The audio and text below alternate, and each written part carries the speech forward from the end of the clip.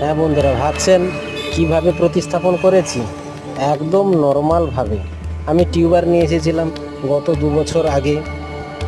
তার আগের পরিচর্যা কি ছিল?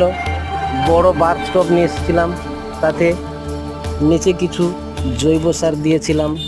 তারপরে গার্ডেন সয়েল কিংবা পুকুরের পাঁক তুলে নিয়ে রাখতে পারেন আপনিও। আমিও এইভাবে করেছিলাম।